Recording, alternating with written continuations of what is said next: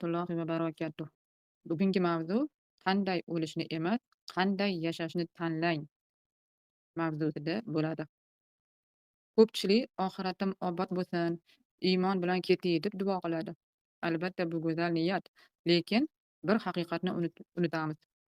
Qandoq yashagan bo'lsangiz, shundoq vafot etasiz. Bizda ko'pincha go'zal o'lim haqida qayg'uramiz.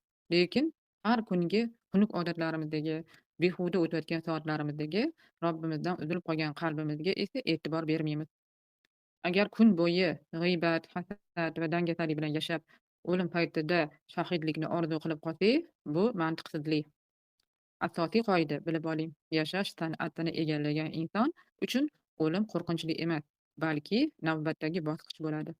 Keling, bugundan boshlab qandoq o'lishni emas, qanday yashashni tanlaymiz.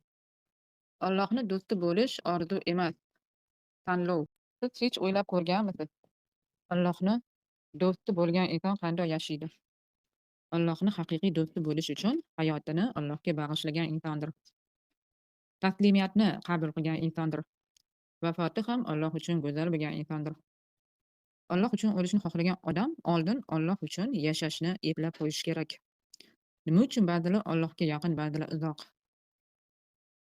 Bu avliyolar haqida emas, bu dars siz haqida bo'ladi. Valilar kim? Vali bu karomat ko'rsatgan inson emas. Vali bu Allohni umuman unutmaydigan, gunohdan darrov qochadigan. Katta gunohni nazarda tutmayapman. Katta gunoh naryoqda tursin.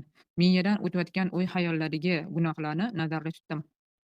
Qalbi doim u bilan bog'langan insondir. Allohni do'sti bo'lish bu har kuni qilingan tanlov. Bunda 3 ta asosiy belgi bor.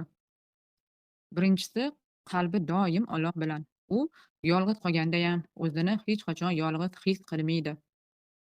Ikkinchisi, gunohga munosabati boshqacha bo'ladi. U gunohdan qo'rqib emas, Allohni yo'qotib qo'yishdan qo'rqadi. Uchinchisi, oddiy amallarni ulug' ko'radi. Ozgina amal, lekin o'shani ixlos bilan bajaradi. Alloh taolo valilarni katta amallari uchun emas, ularning samimiyligi uchun tanlaydi. Vali bo'lish 40 kunda bo'ladigan ish emas, lekin har kuni qilingan tanlovingiz sizni Allohni do'stiga aylantiradi. Ko'pchilik shunaqa deyishadi: "Men sajdada o'lishni xohlayman yoki Qur'on o'qib turib, o'tirgan joyimda jon berishni orzu qilaman" deyishadi. Lekin haqiqat qayerda? Siz qanday yashasangiz, shundoq holda vafot topasiz. Agar hayotingizda Alloh kam etlangan bo'lsa, gunohlar oddiy bo'lib qolgan bo'lsa, dunyoga bog'liqligi darajasi yuqori bo'lsa, unda siz sajdada o'lishni xohlash shunchaki orzu bo'lib qoladi. Sajdada o'lish bu sajdada yashab qo'ygan insonlarga nasib qiladi. Tasavvuf ilmi nima uchun bizgacha yetib kelgan? Chunki har zamonda Alloh qalblarni tiriltiruvchi insonlarni qoldiradi. Rasululloh sollallohu alayhi vasallam ham ummatimdan doimo haq yo'lda bo'lgan bir jamoa bo'ladi deganlari bejiz emas. Sahih Muslim hadisida. Ya'ni haq yo'l qalb tarbiyasi yo'li uzilmaydi deganlari. Ko'pchilik tasavvufni noto'g'ri tushunadi. Bu alohida ilm, avliyolar uchun deb. Yo'q, tasavvuf bu oddiy qilib aytganda Alloh uchun yashashni o'rgatadigan ilm. Ya'ni qandoq o'ylash kerak, qandoq his qilish kerak, qandoq yashash kerak. Hammasini Allohga bog'lab qo'yadi. Nima uchun dunyo va hayot sirlari vali zotlarga, shayxlarga berilgan? Alloh sirlarini hammaga beravermaydi. Uni tayyor bo'lgan qalbga beradi. Shayxlar, oriflar nima ish qilishgan ekanki, Alloh taolo ularga hamma uchun sirli bo'lgan bu g'aybiy holatlarni ochib bergan. Alloh Qur'onda aytadi: "Kim bizani yo'limizda jiddiy jahd qilsa, biz unga yo'llarimizni ochib qo'yurmiz." Payg'ambarimiz sollallohu alayhi vasallam ham haqiqiy mujohid nafsi bilan kurashgan insondir deganlar. Demak, buyuklik amal ko'pligida emas, nafs ustidan g'alaba qozonishda. Ular har lahzada nafsini tarbiya qilganki, dunyoga bog'lanmagan holda Allohni ustun qo'yib kelishgan.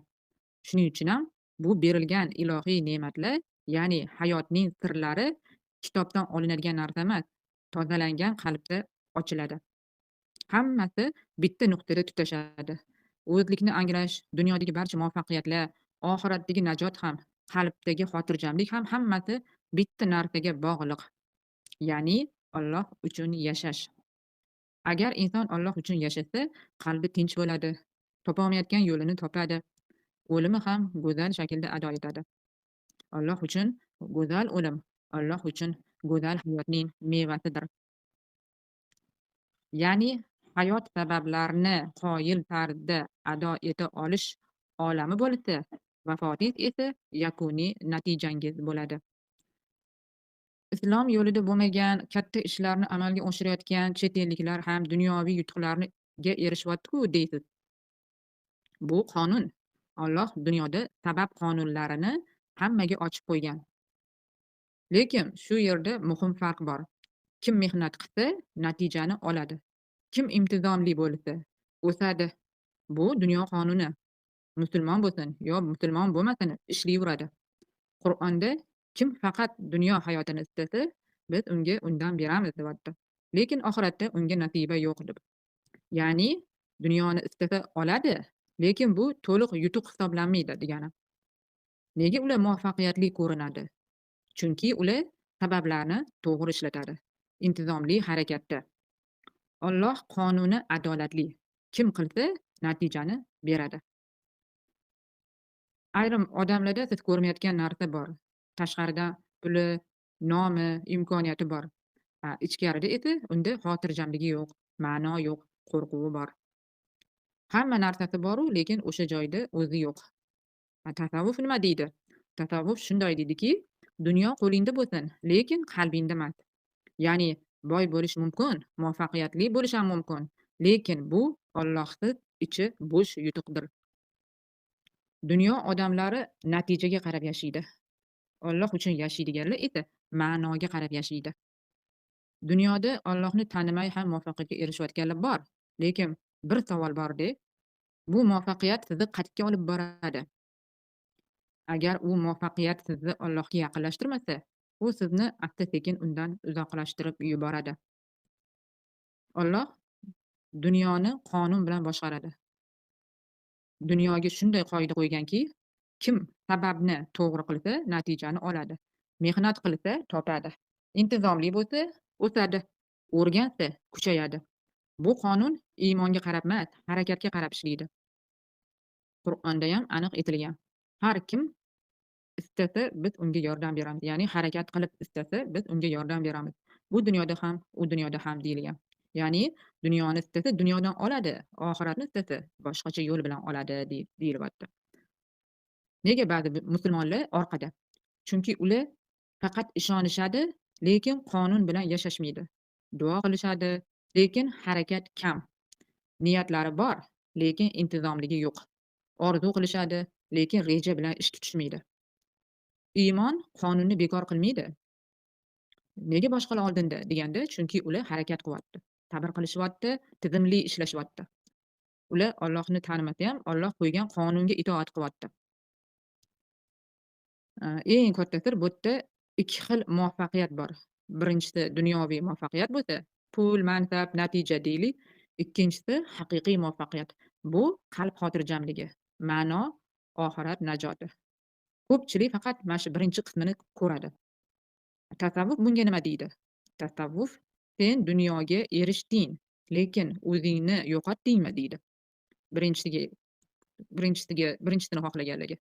Agar qalb tinch bo'lmasa, Alloh unutilgan bo'lsa, unda ma'no yo'q. Unda bu to'liq yutuq bo'lib chiqmaydi. Siz dunyoda muvaffaqiyatni ko'ryapsiz, lekin uni oxirini ko'rmayapsiz.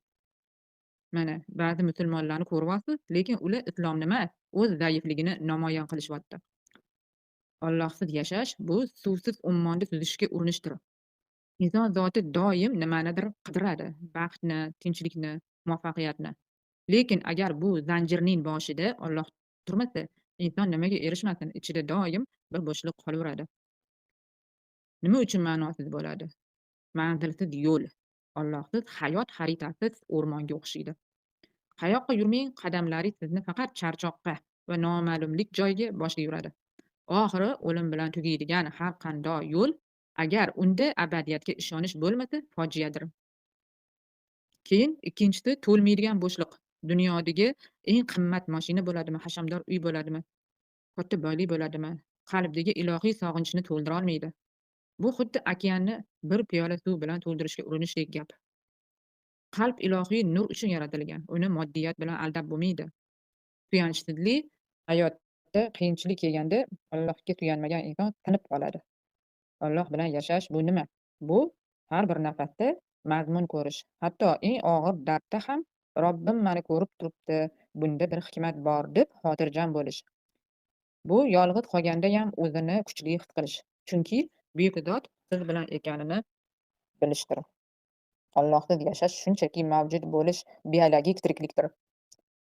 Alloh bilan yashash esa haqiqiy hayotdir. Qalbida bo'lmagan odam chirog'i o'chgan mayoqqa o'xshaydi. O'zi ham yo'lini yo'qotadi, boshqalarga ham nur tarata olmaydi. Haqiqat shundaki, kim Alloh qo'ygan qonun bilan yashasa yutqazmaydi. Lekin eng katta yutuq faqat dunyoda emas, Alloh bilan birga yashab, u bilan uchrashish haqiqiy yutuq hisoblanadi. Shuning uchun inson Alloh uchun yashashni eplab qo'ysa, vafotida ham o'lishni oson eplaydi. O'zi barchamizni dunyo hayotida o'zi uchun yashashni eplashimizga Alloh o'zi tavfiq bersin. Amin ya robbal alamin.